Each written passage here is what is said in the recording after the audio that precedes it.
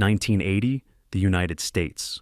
A lone traveler with a smile on his face makes his way to a small lakeside settlement. He approaches one of the houses along the shore and asks two women whether they know his former combat buddy. They turn out to be the man's mother and sister. John shows them a note on which his friend had written his address, as well as a photo of the two of them together in Vietnam. Delmar's gone.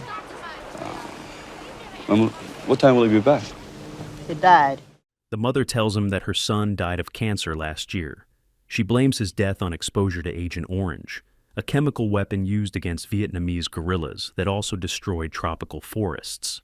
Shocked by the news, John gives her a photograph of his unit and walks away in deep sorrow. He walks along the highway and by evening reaches a small town called Hope in the state of Washington. The local sheriff, Will Teasle, that knows all the townspeople by sight and notices a suspicious stranger on the road. He immediately dislikes John's long hair, and the American flag on his jacket only irritates Will even more. He has already made up his mind. The taciturn Rambo simply wants to go his own way and makes no attempt to please the policeman. The sheriff offers to give him a ride. After some hesitation, John gets in. The passenger says he is heading to Portland, and Will suspects he is lying since the city is in the opposite direction. John says he just wants to grab something to eat, but the sheriff replies that he can find a diner 50 kilometers outside of town.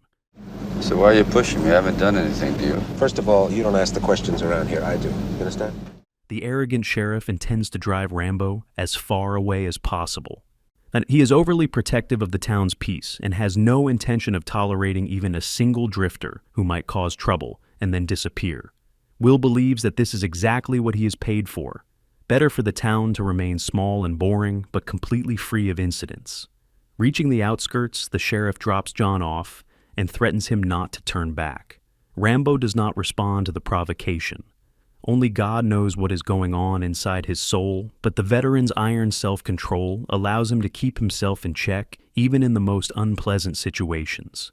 A light rain begins to fall, and John decides to return to Hope after all. He does not wait for Teasle to drive away. The sheriff's actions were clearly unfair. Seeing that the drifter is disobeying him, the sheriff blocks his path once again. This time, when Rambo completely ignores the officer, and when Will tries to grab him, John sharply knocks his hand away. This becomes the final straw. The sheriff arrests John at gunpoint. During the search, he finds a combat knife tucked into Rambo's belt. The man insists it is for hunting, but Teasle does not believe him and takes him to the station. There, John is charged with vagrancy, resisting arrest, and carrying a bladed weapon. The other cops mock Rambo as well. The sheriff notices an unpleasant smell coming from him and says the drifter needs a wash. John realizes he has ended up in a deeply hostile environment and begins to see everyone around him as enemies. He carefully scans the room, noticing the weapons locker and the barred windows. The bars remind him of his captivity in Vietnam, where he endured countless humiliations. It is painful that the same situation repeats itself back home. He is not treated as a full citizen. As a defensive response, Rambo becomes even more withdrawn, refusing to give his name and resisting the inspection. Deputy Galt reads his name by ripping the army dog tags from his neck. The man's military past sparks no sympathy from the officer. When the cops unsuccessfully try to take Rambo's fingerprints, Teasle enters the room. The sheriff threatens him with 90 days in jail, hard labor, and a heavy fine. The court hearing is scheduled for 10 in the morning, and Teasle orders the prisoner to be cleaned up. Later, when Rambo undresses, the officers see numerous deep scars covering his body. A young officer named Mitch wants to understand who they are dealing with and suggests informing the sheriff. But Galt has already lost his patience. He spins John around and viciously strikes him across the back with a baton.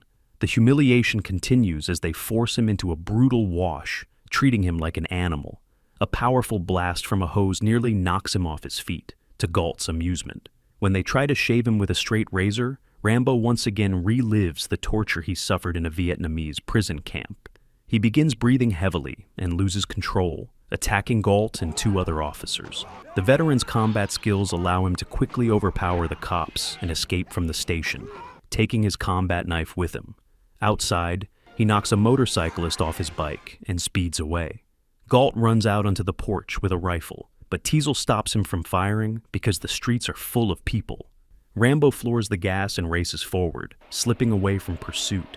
The sheriff stays close behind in his car, and soon they leave the road for rough terrain, where John gains the advantage. Teasle radios the station just before losing control and rolling down a hill. Rambo is also unable to make it down the steep slope and abandons the motorcycle, fleeing into the mountains. Teasle calls off the pursuit. I know you can hear me! You're finished! Cold and exhausted, Rambo stumbles upon an abandoned construction camp in the forest, where he finds rope and durable fabric and makes himself a makeshift cloak. Meanwhile, Teasle orders dogs and a helicopter to be brought in. K-9 units arrive on the scene and pick up the fugitive's trail. Rambo continues moving north, using a compass hidden inside the handle of his knife. Hearing his pursuers, he climbs to the very top of the mountain, where there is nowhere left to run. He decides to use his climbing skills and begins descending a sheer cliff above a mountain river. A helicopter appears in the sky, with Galt on board, holding a rifle. Bruised and enraged, the man ignores the sheriff's order to take Rambo alive and opens fire to kill. The shaking helicopter interferes with his aim, and he threatens to shoot the pilot if he does not steady the aircraft. Rambo narrowly avoids death for the moment, but realizes he will soon be hit. He leaps off the cliff, grabbing onto the branches of a pine tree below. He makes it to the ground alive, but badly injures his right arm. Galt continues the pursuit, but the wide rifle barrel prevents him from getting a clear shot at the fugitive. Rambo grabs a rock and throws it into the helicopter's windshield. The pilot jerks instinctively at pulling the control lever with him, and the shooter loses his balance and falls to his death. Yet John checks Galt's body among the rocks and realizes he is dead. Quickly stripping him of his clothes and taking his rifle, Rambo runs along the riverbank. Teasle, who never receives a response from Galt over the radio, soon discovers his deputy's body as well. Using tools hidden inside the handle of his knife, John stitches the wound on his shoulder and then steps out toward the police. Standing on a cliff, Teasle orders him not to move and refuses to listen to anything the criminal has to say. Rambo grows anxious under the rifles aimed at him and slowly backs away. The sheriff opens fire, followed by the others. Wounded, Rambo takes cover behind a rock and retreats deeper into the forest. Teasle attempts to call in a helicopter to retrieve Galt's body, but flights are grounded due to the storm. Over the radio, he learns for the first time that Rambo is a highly trained veteran and a hero of the Vietnam War. The police begin arguing and criticizing the sheriff's decisions. Enraged, Teasle grabs one of his men by the collar, shoves his face toward Galt's body, and vows to avenge his old friend. The dogs continue tracking the fugitive, but the approaching storm and evening cold spark more infighting among the cops. Now armed with a rifle, Rambo sets an ambush and shoots a dog handler in the leg. He misleads his pursuers using a decoy and kills the dogs chasing him. Teasle remains determined and leads his men forward, but the dense forest is Rambo's domain. Using swift knife strikes to their legs, he disables the pursuers one by one. Trying to help each other, the cops fall into traps and snares, even shooting at one another in confusion. Soon only the sheriff remains untouched. Rambo catches him off guard and presses a knife to Teasle's throat, calmly stating that he could have killed every single one of them. He asks to be left alone and spares the sheriff's life. Taking one of the police radios, Rambo disappears into the darkness.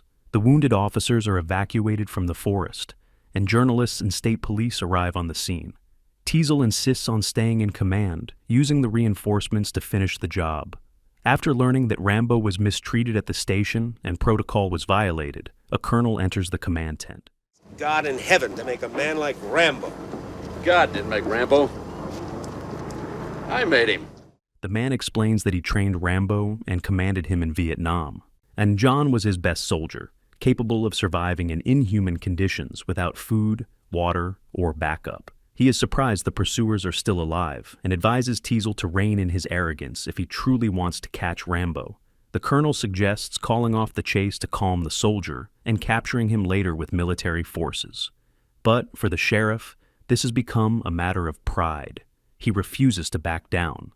With 200 experienced officers at his disposal, he is convinced they will corner Rambo. Troutman leaves, advising them to prepare enough coffins. Teasle catches up with the colonel and asks him to stay. Meanwhile, the veteran hunts a wild boar for dinner and sets up shelter in an abandoned cabin. Over the stolen radio, the police order him to surrender, but John does not respond. The sheriff asks Troutman to speak with Rambo to defuse the situation, while they triangulate the signal. Using the call signs Raven and Vulture, the colonel shocks Rambo. To prove his identity, Troutman names John's fellow soldiers, and Rambo finally responds. He reports that all of them are dead. Troutman expresses his condolences and urges him to surrender, but John says it is impossible. This all began because of the sheriff, and the first blood is on his hands. Rambo cuts off communication, but Teasle manages to locate his hideout. At dawn, the police head into the mountains, but Rambo slips away again. Encountering a young hunter, John nearly kills him, but realizes the boy is harmless and lets him go. Other hunters quickly spot the fugitive and fire warning shots into the air, drawing police attention. That Rambo finds an abandoned mine. The entrance is surrounded by cops who open fire, not expecting the fugitive to return fire with equally heavy automatic bursts. A lieutenant gives Rambo 3 seconds before ordering a rocket launcher strike on the mine.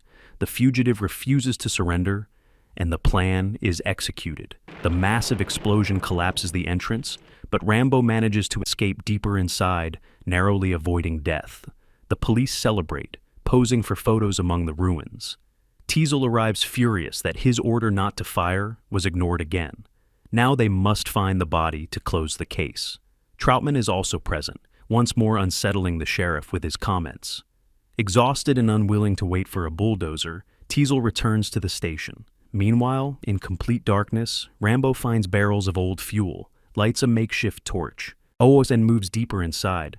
He slips and falls waist-deep into water. The current may lead to an exit, but he is suddenly attacked by a swarm of rats. Fighting them off, Rambo watches the torch smoke and realizes where the airflow leads. It guides him to the surface. At the same time, Teasle finds Troutman in a local bar. Apologizing, the sheriff asks what the colonel would have done in his place. Teasle admits he wanted to kill Rambo himself, but restrained himself. Troutman replies that he does not know. He has not seen John in a long time. Both assume the man did not survive, though doubt remains. Rambo then spots a convoy of military trucks on the road. He jumps onto the roof of one, climbs into the cab, and threatens the driver with a knife. From him, he learns the truck is loaded with M60 machine guns and ammunition. Rambo throws the driver out, who soon alerts the police. An enraged Teasle is informed that Rambo is alive. John drives the truck with a police car tailing him. The cops fire at the side window, but miss. Rambo runs them off the road, crashing their vehicle into a parked car. He then breaks through a roadblock and returns to Hope, smashing into a gas station. Fuel sprays everywhere. Rambo detonates a massive explosion, blocking the highway behind him. Armed with a heavy machine gun, he moves into town. Teasle declares a state of emergency, ordering residents to stay inside. The colonel visits the sheriff at the station. Teasle lashes out again, accusing Troutman of knowing Rambo was alive. Arming himself, he orders the colonel to leave, realizing Troutman has always sided with his soldier, not the police. The colonel speaks briefly, the military style, once again warning Teasle of death. He offers to act as a negotiator. Rambo has no one closer than him. But the stubborn sheriff would rather die than let someone else take control of his town. Rambo hides while firefighters and police battle the raging fires. Teasle checks the station attic, suspecting Rambo wants personal revenge. He climbs onto the roof and hears John shooting electrical transformers, plunging block after block into darkness. Rambo fires at storefronts to divert police attention, then breaks into a gun store and ignites the powder and ammunition. Explosions and gunfire echo everywhere, overwhelming the sheriff. Teasle steps out of cover, and Rambo spots him. John riddles the station with gunfire, turning it into Swiss cheese. He enters, knowing his enemy is on the roof. He draws Teasle out. The sheriff fires first. Rambo responds with a burst through the roof, shredding the surface beneath Teasle's feet. Wounded, Teasle crashes through a skylight and lands at Rambo's feet. Before John can kill him, he hears Troutman's voice as the colonel enters the station. He begs Rambo not to kill Teasle, who even now continues provoking him, calling him a madman. Insert Troutman convinces the soldier that he has no chance against the full force of the U.S. Army, which will surely arrive if Rambo keeps killing young, innocent police officers. John hears his commander and finally breaks his vow of silence. He screams that he never asked for this interference and that this is now his personal war. Rambo served his country, and now people point at him, calling him a drifter, treating him as nothing. He was trusted with million-dollar planes and tanks, yet now he cannot even get the simplest job. What was it all for? He killed people. Civilian life rejects him. Every single one of his comrades is dead. He can never forget watching his friend blown apart by a landmine right in front of him. John breaks down, crying bitterly from despair, pain, and loneliness. He's calling my name. I want to go home, Johnny. I want to drive my Chevy. I said, what? I can't find your fucking name. He has no one to talk to about these horrific memories, so he imagines his fallen brothers and speaks to them instead. But with every passing year, the pain only grows. Troutman embraces John, allowing him, if only briefly, to feel safe. Escorted by the colonel, Rambo finally surrenders to the police, ending the endless war both outside and within himself.